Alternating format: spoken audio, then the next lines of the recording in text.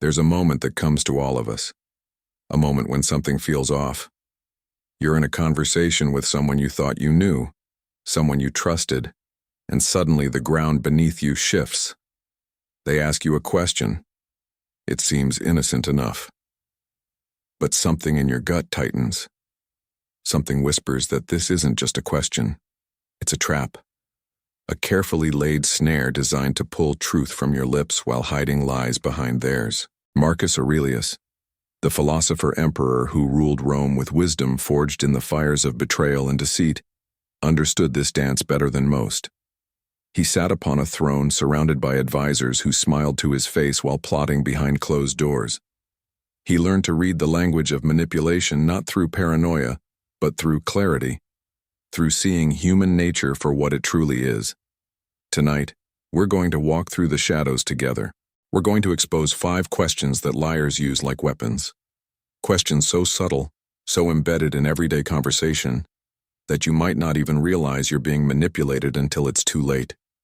But more than that, we're going to learn how to stand firm in truth, how to protect your mind, and how to see through the fog of deception with the same clarity that guided one of history's greatest philosophers.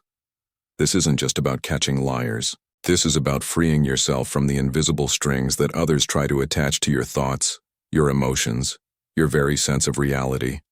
Because once you see these patterns, once you understand the architecture of manipulation, you can never be controlled by them again. Before we begin this journey into the depths of human nature and Stoic wisdom, I want to ask something of you. If this resonates, if you feel that pull toward deeper understanding, subscribe to this channel. Leave a like to help others find this message. Comment below with your own experiences or insights, and share this with someone who needs to hear it. We're building something here. A community of conscious minds who refuse to be played, who choose wisdom over ignorance, truth over comfortable lies. Now, let's step into the arena. Marcus Aurelius wrote in his Meditations, "Everything we hear is an opinion, not a fact. Everything we see is a perspective, not the truth." These words, penned nearly 2,000 years ago in a military tent on the frontiers of the Roman Empire, hold more power today than perhaps ever before, because we live in an age where manipulation has been refined to an art form, where questions are no longer innocent requests for information, but strategic moves in psychological chess games most of us don't even know we're playing. Think about your own life for a moment. How many times have you walked away from a conversation feeling drained, confused, or somehow guilty without understanding why? How many times have you found yourself defending positions you never actually held, or doubting memories you were certain of, simply because someone asked you the right question in the right way? This is the invisible war, the battle for your perception of reality itself. The Stoics understood something profound about human nature. They understood that most people are not consciously evil. Most liars don't wake up in the morning plotting elaborate schemes like villains in ancient Greek tragedies. No, manipulation is often more subtle than that.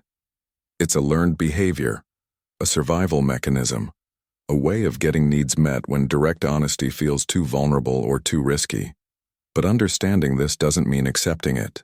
It means seeing it clearly so you can protect yourself without becoming cynical, so you can maintain your own integrity while refusing to be a victim. Imagine a young Marcus Aurelius, adopted into power at age 17, suddenly thrust into the highest circles of Roman politics. Around him, senators and generals, philosophers and sycophants, all with their own agendas. Every conversation was a potential trap. Every question could be a test or a manipulation. He had to learn quickly, or be destroyed by the very position that was supposed to elevate him. And what did he learn? He learned to listen not just to words, but to the space between words. To watch not just what people asked, but why they asked it. To feel the emotional current beneath the surface of seemingly innocent inquiries. This is the skill we're cultivating tonight. Not paranoia, but discernment. Not suspicion, but clarity. The ability to recognize when a question is actually a question, and when it's something else entirely. Because here's the truth that liars understand, and honest people often don't. Questions are powerful. They can direct attention, shift blame, create doubt, extract confessions, and rewrite narratives. A skilled manipulator doesn't need to lie outright. They just need to ask the right questions and let you do the rest. So let's pull back the curtain. Let's examine the 5 questions that liars use most frequently, most effectively, and most devastatingly. And more importantly, let's learn how to respond with the calm, centered wisdom of a Stoic philosopher who refuses to play games with truth. The first question in the manipulator's arsenal is perhaps the most emotionally charged, the most psychologically sophisticated. Don't you trust me? On the surface, it seems like a reasonable inquiry, a request for reassurance. But listen closely to what's actually happening when someone deploys this question. They're not asking about trust. They're demanding it. They're weaponizing your natural desire to be a good person, a loyal friend, a trusting partner. They're taking your healthy instinct to verify, to question, to protect yourself, and they're reframing it as a character flaw, as paranoia, as an insult to them. Marcus Aurelius faced this constantly. Imagine a general returning from campaign, his accounting of supplies suspiciously vague, his explanations for losses convenient. When pressed for details, he doesn't provide them. Instead, he looks wounded and asks, "After everything I've done for Rome, don't you trust me, Caesar?" It's a brilliant deflection. It takes the spotlight off the general's behavior and shines it directly on Marcus. Now Marcus is the one on trial. Now Marcus is the one who must defend his reasonable request for accountability. This is the essence of manipulation. It's the art of making you feel guilty for setting boundaries, for asking questions, for trusting your own perceptions. Think about your own relationships. Have you ever questioned something that didn't feel right, only to have someone respond with hurt in their voice? "I can't believe you don't trust me. After everything we've been through." Suddenly you're not discussing the actual issue anymore. You're comforting them, you're apologizing. You're proving your loyalty while the original concern evaporates into the air like morning mist. But here's what the Stoics would tell you.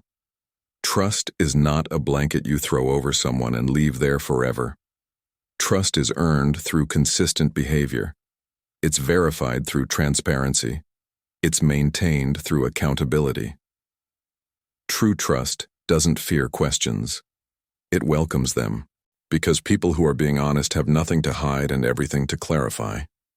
When someone deflects your reasonable concerns by questioning whether you trust them, they're actually revealing something crucial. They understand that if you look too closely, if you ask too many questions, if you trust your own judgment, you'll see something they don't want you to see. The Stoic response to "Don't you trust me?" is beautifully simple. I trust facts. I trust patterns. I trust consistent behavior over time. And right now I'm trying to understand the facts. Help me understand and trust will take care of itself. You see the difference? You're not being defensive.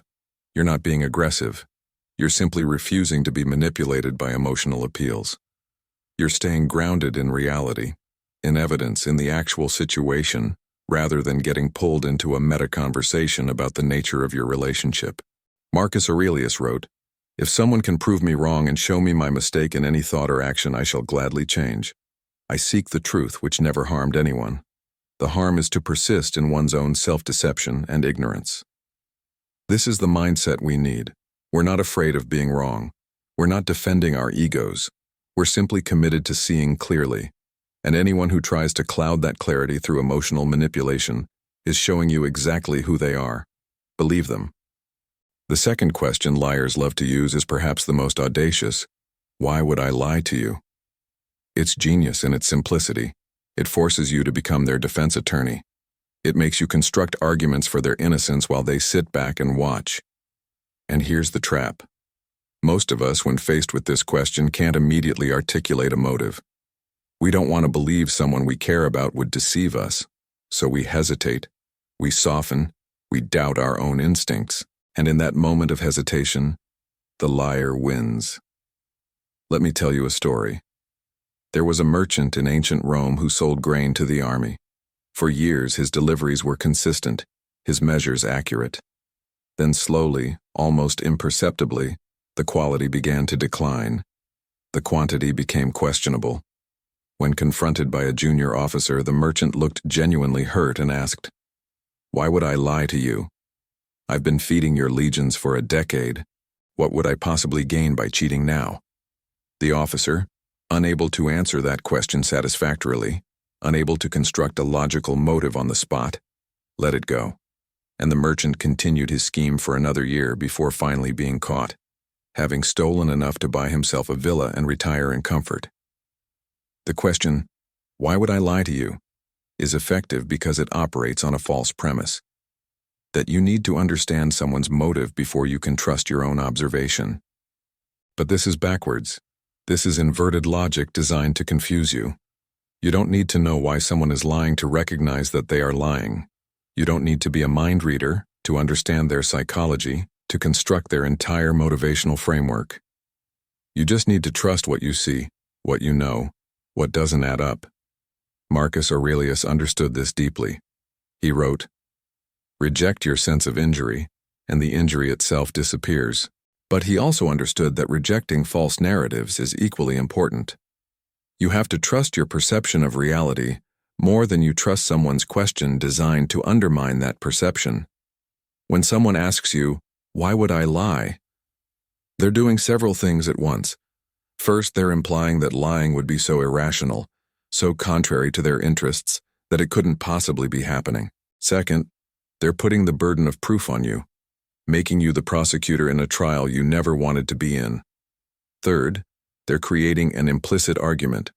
If you can't explain their motive, then you must be wrong about their lie. But people lie for countless reasons. They lie to avoid consequences. They lie to maintain an image. They lie because they're afraid, because they're ashamed, because telling the truth feels too vulnerable in that moment. They lie because they've lied before, and now they're trapped in the web of their own deception. They lie because they're protecting someone else.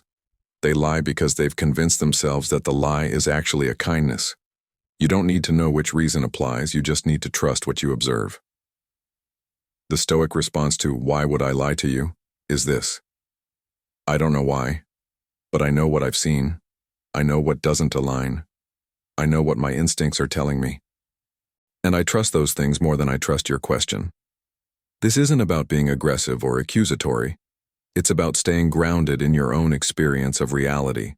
It's about refusing to gaslight yourself at someone else's request. Because here's what liars are counting on. They're counting on your compassion, your desire to think the best of people, your discomfort with conflict. They're counting on you to do the mental gymnastics necessary to excuse their behavior, because constructing a case against someone you care about feels too painful. But Marcus Aurelius would remind you, the object of life is not to be on the side of the majority, but to escape finding oneself in the ranks of the insane.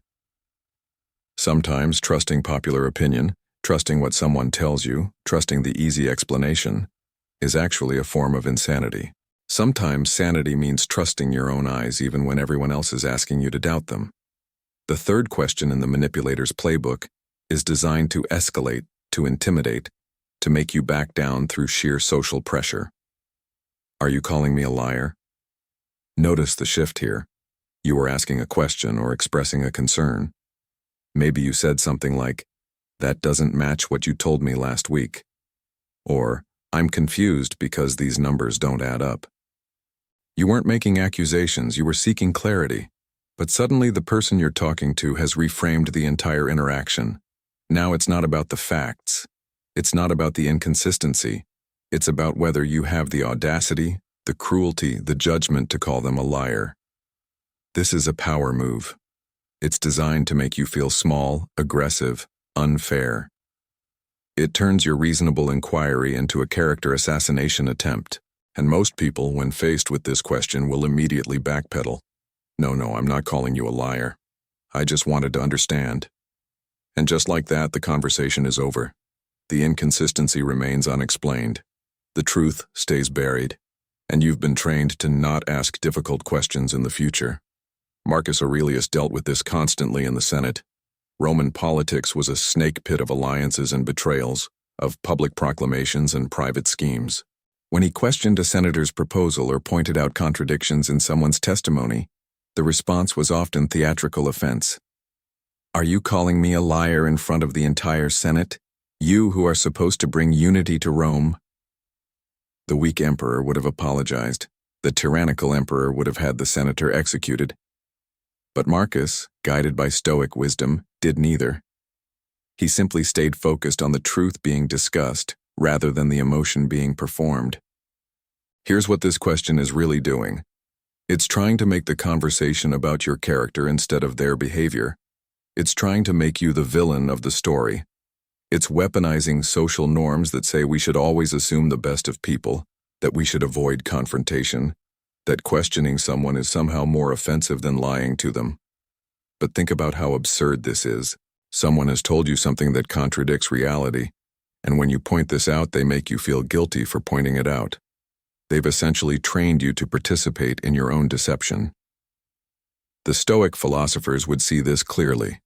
Epictetus taught, "It's not what happens to you, but how you react to it that matters." And Marcus expanded on this. You have power over your mind, not outside events. Realize this, and you will find strength. When someone asks, "Are you calling me a liar?" they're trying to control how you react to the outside event of their dishonesty. They're trying to make you doubt your own perception, to feel ashamed of your own discernment, to choose social harmony over personal truth. But you have power over your mind. You can choose not to accept this reframing. The Stoic response is neither aggressive nor defensive. It's simply clear. I'm not making judgments about your character. I'm trying to understand facts that don't align. Help me understand how both things can be true. You see what you're doing here? You're refusing to play the game. You're not accepting the premise that asking for clarity is equivalent to making accusations. You're staying focused on the actual issue while refusing to be emotionally manipulated. Sometimes the person will continue to deflect, to perform outrage, to try to make you the aggressor, and in those moments their reaction tells you everything you need to know. Because someone who is telling the truth welcomes questions. They welcome the opportunity to clarify, to explain, to make things make sense. Only someone with something to hide responds to questions with offense and deflection. Marcus Aurelius wrote, "Everything we hear is an opinion, not a fact. Everything we see is a perspective, not the truth." But he also understood that some perspectives align with observable reality and some don't. Your job isn't to be everyone's therapist, to understand all their reasons and excuse all their behavior.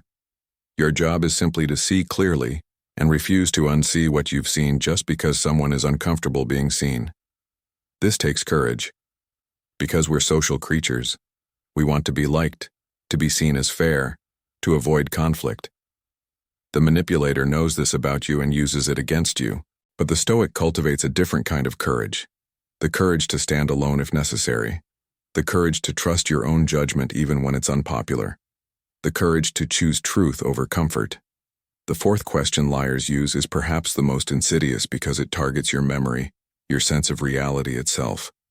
Don't you remember? This question is the foundation of what we now call gaslighting. It's an attempt to replace your memory with theirs, to make you doubt what you know happened, to convince you that your version of events is flawed while theirs is accurate. And here's why it's so effective. Memory is actually fragile. We know this now through neuroscience, but the ancient Stoics understood it intuitively. Our memories are not perfect recordings. They're reconstructions, influenced by emotion, by repetition, by suggestion. When someone confidently asserts a different version of events and questions your memory, it's natural to feel a moment of doubt. But that moment of doubt is precisely what the manipulator is counting on. Let me paint you a picture. Imagine Marcus Aurelius in a private meeting with a general who has failed in his campaign. The general had promised to hold a certain position, to wait for reinforcements before engaging.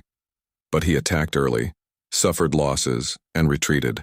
In the meeting, Marcus references this broken promise. And the general, without hesitation, says, "Don't you remember, Caesar?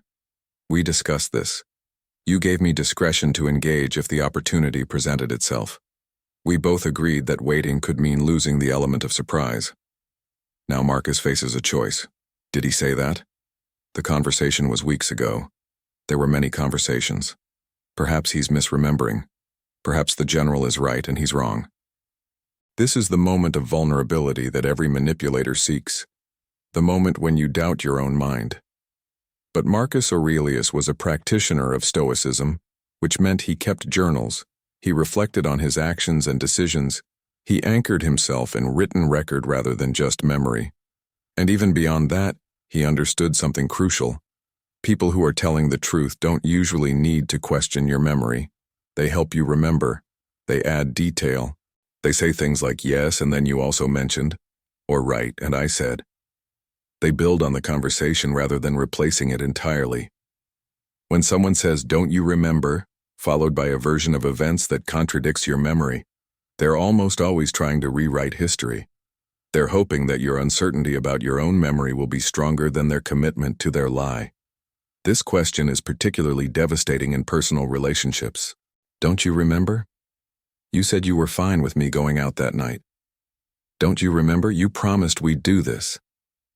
Don't you remember? You were the one who suggested it. Over time, if you accept these revisions, you start to lose touch with your own experience. You start to believe that you're forgetful, that you're unreliable, that you can't trust your own mind. And that's exactly the goal. Because someone who doesn't trust their own memory is someone who can be controlled.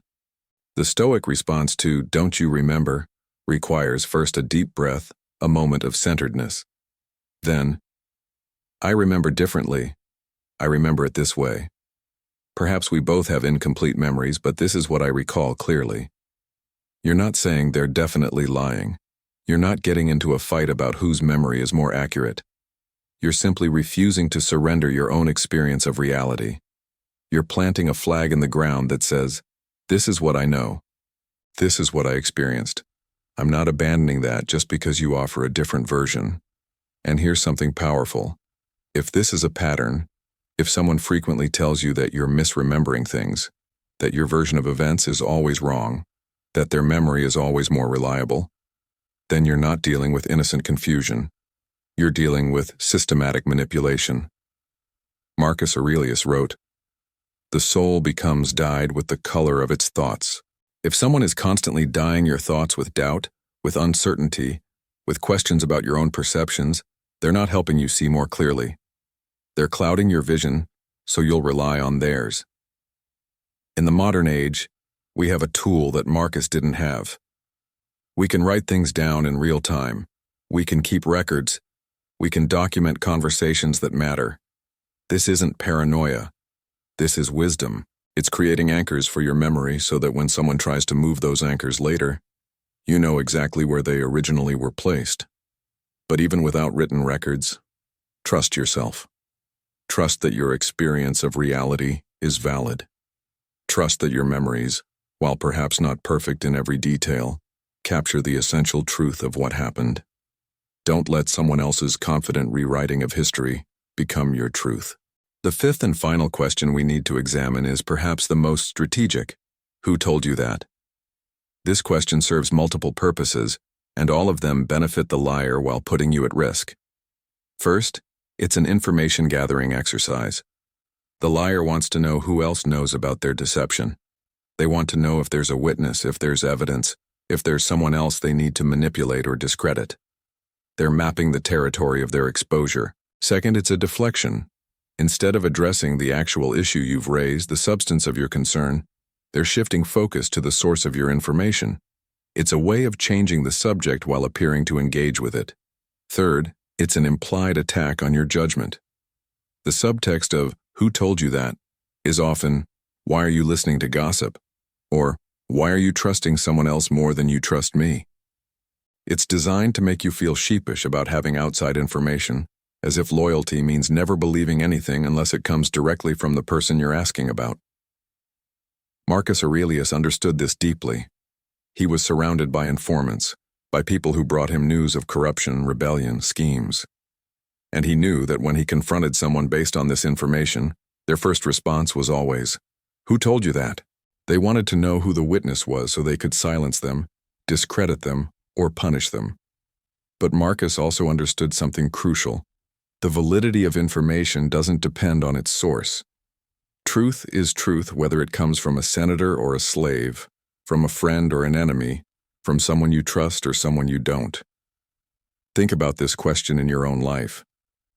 Maybe you discovered something about a partner, a friend, a colleague. Maybe you saw messages or heard from someone else or noticed something yourself. When you bring it up, their first response is, "Who told you that?" Notice what they're not asking. They're not asking, "Is that true?" They're not saying, "Let me explain what really happened." They're not addressing the content of your concern at all. They're immediately focused on your source, which tells you something important. They're more concerned with controlling the narrative than with addressing the truth. The question, "Who told you that?" is also designed to isolate you. If you reveal your source, that person may face consequences. They may be cut off, attacked, discredited. And you've learned a lesson. Bringing concerns forward has social costs. Speaking up leads to drama. It's safer to keep your mouth shut and your doubts to yourself. This is how corruption thrives. This is how abusive systems maintain power, by making information dangerous to share and questions dangerous to ask. The Stoic philosophers were deeply concerned with this. They understood that truth must be protected, that courage is required not just in battle, but in conversation, that standing up for reality is often more difficult than any physical challenge. Epictetus said, "If you want to improve, be content to be thought foolish and stupid." This applies here. Be content to be thought paranoid, suspicious, disloyal if necessary. Be content to have people question your judgment, your sources, your right to ask questions. Because the alternative is to abandon your perception of truth in favor of social acceptance. The Stoic response to, "Who told you that?" is simple and powerful. That's not relevant. What's relevant is whether it's true. Is it true? You're refusing to be sidetracked. You're refusing to put anyone else at risk. You're refusing to justify your right to information or your right to ask questions. You're staying focused on the only thing that matters, the actual truth of the situation. Sometimes the person will push. "No, I need to know who told you that. I deserve to know who's spreading rumors about me." And this is where you need to be firm. This isn't a rumor. This is a concern I have based on information I consider credible. You can either address the concern or not, but I'm not going to turn this into a witch hunt for my sources. This takes courage. This takes practice. Because we're conditioned to be compliant, to answer questions when they're asked, to provide information when it's requested. But not all questions deserve answers. Not all information requests are legitimate. Sometimes, refusing to answer is the most honest thing you can do. Marcus Aurelius faced this constantly. People would come to him with concerns about powerful figures, and those figures would demand to know who had spoken against them. And Marcus had to protect his sources while still seeking truth. He had to balance justice with safety, transparency with protection. It was never easy.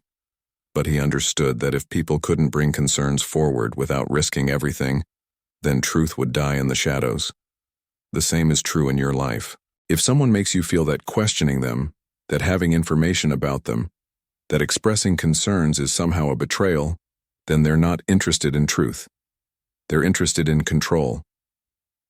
Now that we've examined all 5 questions individually, let's step back and see the larger pattern. Because these questions don't usually appear in isolation.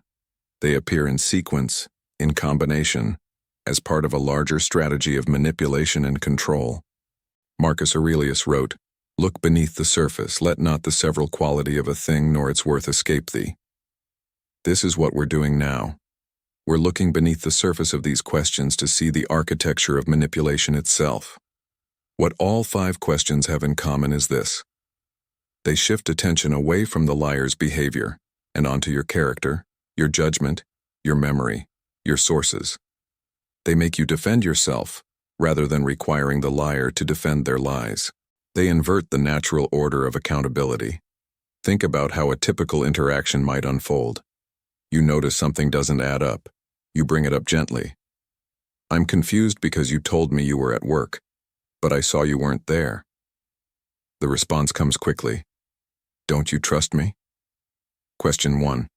You backpedal, you reassure them, but something still doesn't feel right, so you push a little. I'm just trying to understand what happened. Why would I lie to you? Question 2. Now you're in the position of constructing their motive, which feels impossible and unfair, so you try to be more direct. I know what I saw. Are you calling me a liar? Question 3. Suddenly you're the aggressor, the one causing problems, the one being unreasonable. You soften your approach. No, I just remember it differently.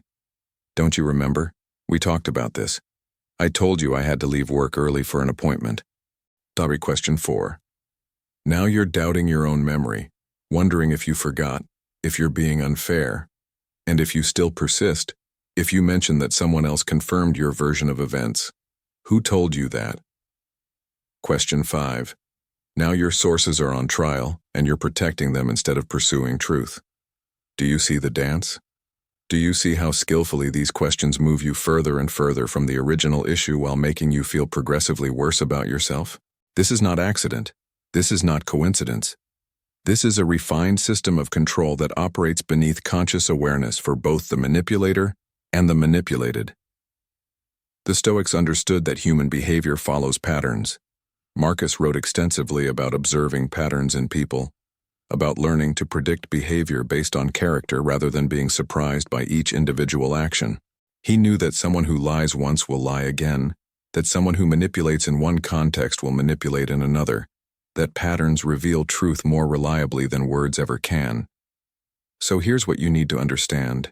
If you're experiencing these questions regularly, if conversations in your life consistently follow this pattern, you're not dealing with occasional miscommunication. You're dealing with systematic manipulation. And the Stoic response is not to fight harder, to argue better, to gather more evidence. The Stoic response is to step back entirely, to observe without being pulled in, to see the pattern clearly and make decisions based on that clarity rather than on any individual interaction. Epictetus taught his students, don't demand that things happen as you wish, but wish that they happen as they do happen, and you will go on well.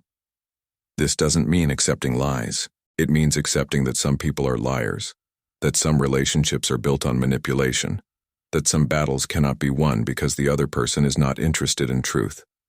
When you see these 5 questions appearing in pattern, when you feel that familiar sense of confusion and self-doubt after conversations with someone, you're receiving information. The universe is showing you something. Your job is not to fix the person. Your job is not to make them see reason. Your job is simply to see clearly yourself and make choices that honor your own well-being and your own commitment to truth. Marcus Aurelius wrote one of his most powerful passages about protection. The impediment to action advances action. What stands in the way becomes the way.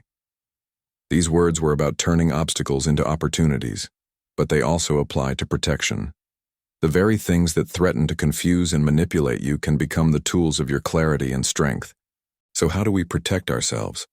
How do we build what I call the Stoic armor, the mental and emotional framework that makes us resistant to these questions and the manipulation they represent? First, we must cultivate self-trust. This is the foundation of everything. You must believe that your perceptions are valid, that your memories matter, that your gut instincts are worth listening to. This doesn't mean you're always right about everything. It means you trust yourself enough to investigate your own concerns rather than dismissing them the moment someone questions them. The Stoics practice this through journaling, through meditation, through constant self-examination. Marcus wrote his meditations not for publication, but for himself, as a way of checking in with his own thoughts, his own values, his own perceptions. He was building a relationship with himself that was stronger than any external pressure. You can do the same. Start noticing when you feel that twist in your gut, that sense that something is off. Don't immediately dismiss it. Don't immediately talk yourself out of it. Just notice it. Write it down. Track it over time.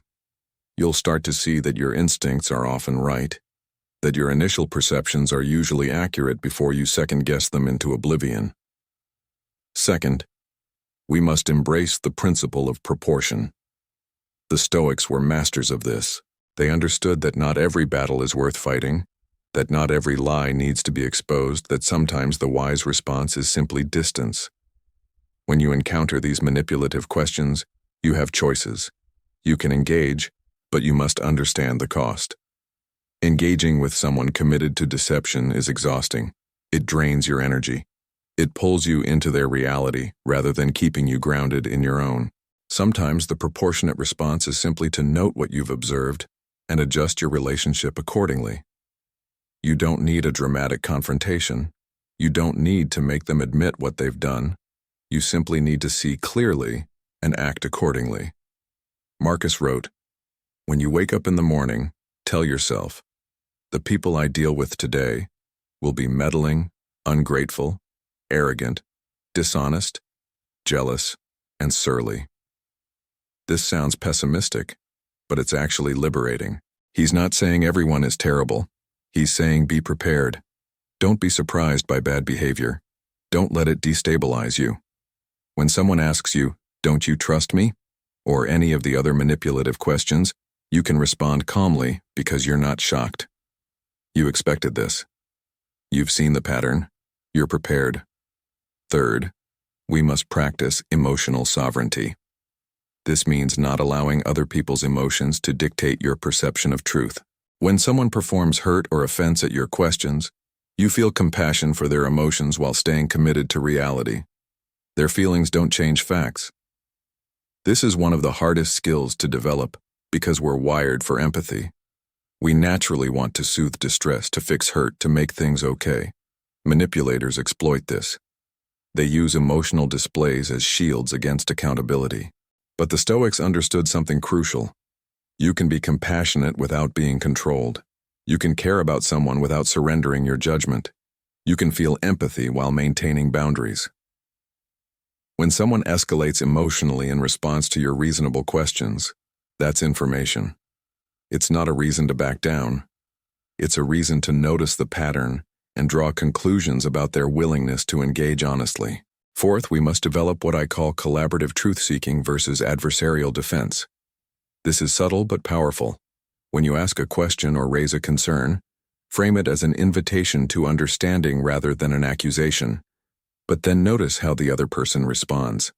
Someone operating in good faith will join you in truth-seeking. They'll say things like, "Oh, I see why that looked confusing. Let me explain what actually happened." Or, "I remember it differently. But let's figure out what's true here." They treat truth as a shared goal rather than a territory to defend. Someone operating in bad faith will immediately become defensive. They'll deploy the 5 questions we've discussed. They'll make you the problem rather than joining you in solving the problem. This distinction is everything. It tells you whether you're in a relationship built on mutual respect and honesty, or whether you're in a relationship built on control and manipulation. Finally, we must remember what Marcus Aurelius practiced daily. Memento mori, the remembrance of death. Life is finite. Your time and energy are limited. Every moment you spend in confused conversations with manipulators is a moment you're not spending in growth, in genuine connection, in peace. This isn't about being callous or giving up on people easily. It's about recognizing that your life is precious, and that some people will consume all the energy you give them without ever reciprocating honesty or growth. The Stoic armor is not hard and cold. It's clear and warm. It protects you while keeping your heart open to genuine connection. It allows you to see manipulation without becoming cynical. It gives you the strength to walk away from toxicity without carrying bitterness. So where do we go from here? You now know the 5 questions, you understand the patterns, you've built your Stoic armor. But knowledge without application is just intellectual entertainment. The real work begins now, in your actual life, in your actual relationships. Marcus Aurelius believed that philosophy was not about abstract theory, but about practical living. He wrote, "Waste no more time arguing what a good man should be. Be one." This is our call to action. Stop just understanding manipulation. Start living in a way that makes you immune to it. This means making difficult decisions. It means looking at relationships in your life and asking honestly, is this built on truth or on manipulation? Am I respected here or controlled? These questions are not comfortable. The answers might not be what you want them to be. But here's what the Stoics understood. Temporary discomfort in service of truth is far less painful than permanent suffering in service of illusion. The pain of seeing clearly and making hard choices is acute but finite. The pain of living in confusion and manipulation is chronic and endless. You might realize that a friendship you've maintained for years is actually toxic, that a romantic relationship you've invested in is built on lies, that a family member uses these questions to keep you compliant, that a colleague manipulates you regularly and you've been normalizing it. These realizations hurt, but they also liberate. Because once you see clearly, you can choose clearly. You can set boundaries. You can create distance. You can end relationships that harm you. You can stop explaining yourself to people who aren't interested in understanding. You can stop defending your perceptions to people who profit from your confusion. This doesn't make you cold or heartless. It makes you honest. It makes you available for genuine connection because you're not exhausting yourself on false connection. The Stoics also understood forgiveness, but not in the way we often think about it. Forgiveness doesn't mean trusting someone who hasn't changed. It doesn't mean giving repeated chances to someone who repeatedly lies. Forgiveness means releasing the anger that hurts you while maintaining the wisdom that protects you. You can forgive someone for being a manipulator while also choosing not to engage with them. You can wish them well while wanting them far from you. You can release resentment while maintaining boundaries. These things are not contradictory. They're the mark of mature wisdom. Marcus wrote, "The best revenge is to be unlike him who performed the injury." This is profound. When someone manipulates you, the temptation is to manipulate back, to play games, to get even. But that path turns you into them. It corrupts your own character in the name of justice. The Stoic path is different. You simply become more honest, more clear, more committed to truth. You don't sink to their level. You don't engage in their tactics. You rise above by refusing to participate in the game at all. This is hard. This requires constant vigilance over your own heart. Because manipulation is seductive. The part of you that's been hurt wants to hurt back. The part of you that's been confused wants to confuse them. But every time you resist that temptation, every time you choose clarity over revenge, you're building the person you want to be. Living in truth also means being rigorously honest yourself. Not brutally honest in a way that weaponizes truth to hurt people, but genuinely honest in a way that creates trust and invites others into the same standard. When you make mistakes, you admit them. When you don't know something, you say so. When you need to break a commitment, you explain why rather than making excuses. You become the kind of person who has no use for the 5 questions because you're already living in transparency. This creates something beautiful. It creates relationships where manipulation doesn't work because everyone involved is committed to truth. It creates a life where you're not constantly on guard because you've surrounded yourself with people you can trust.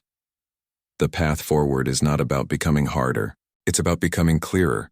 It's not about trusting less. It's about trusting wisely. It's not about being cynical. It's about being discerning. And it starts right now. Right now, you can decide to trust your perceptions. Right now, you can decide that your peace matters more than other people's comfort with their lies. Right now, you can decide to live in truth regardless of who that inconveniences. This is the Stoic path. This is the legacy of Marcus Aurelius. Not perfection, but commitment. Not never being fooled, but choosing to see clearly once your eyes are opened. Not revenge against liars, but freedom from their influence. We've traveled far together tonight. From the throne room of Marcus Aurelius to the intimate spaces of your own relationships. From ancient Rome to your present moment. From understanding manipulation to building immunity against it.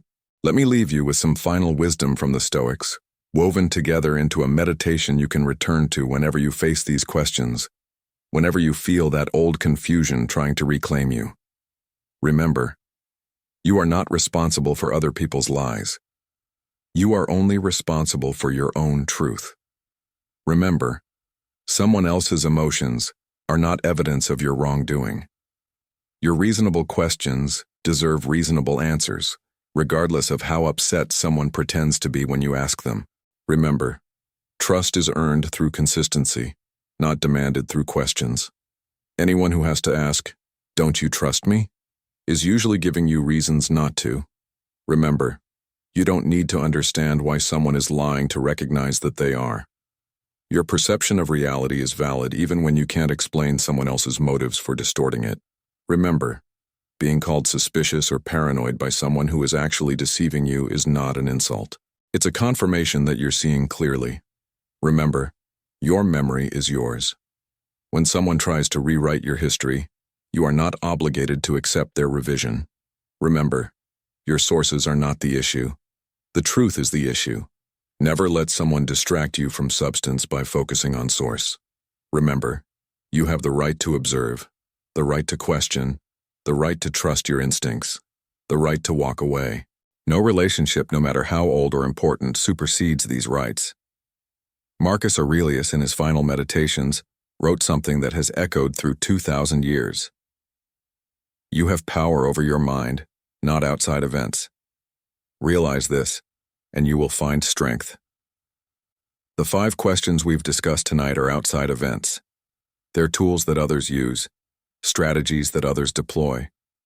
You don't have power over whether someone asks them, but you have absolute power over how you respond, over whether you accept the premise, over whether you allow your clarity to be clouded.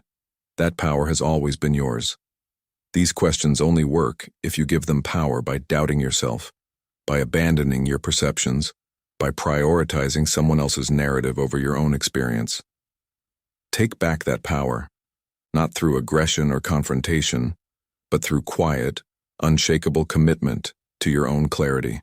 And know this: living in truth is not always easy. Sometimes it's lonely. Sometimes it means releasing relationships you wish you could keep. Sometimes it means standing alone when everyone else is accepting comfortable lies. But the Stoics believed something beautiful, that a life lived in integrity, in truth, in clarity, is the only life worth living. That all the external rewards, all the social approval, all the temporary peace that comes from going along with deception, none of it is worth the cost of losing yourself. You are the descendant of philosophers who chose wisdom over wealth, who chose truth over power, who chose clarity over comfort. That same choice is yours today. Every day, every conversation, every moment someone asks you one of these 5 questions. Choose truth. Choose clarity. Choose yourself. And if this message has resonated with you, if you feel that ancient wisdom speaking to your modern life, then share this. Help others see what you now see. Build a community of clear-eyed, honest people who refuse to play the old games. Subscribe to continue this journey. Comment with your own experiences of recognizing these patterns. Like this video so others can find it. Because we're not just learning about manipulation. We're unlearning our willingness to be manipulated. We're remembering that we were always free to see clearly. We just forgot. Marcus Aurelius knew he would die. He knew his empire would eventually fall. He knew that everything external was temporary. But he also knew that the clarity he cultivated, the wisdom he practiced, the truth he served, these things were eternal. They echo still.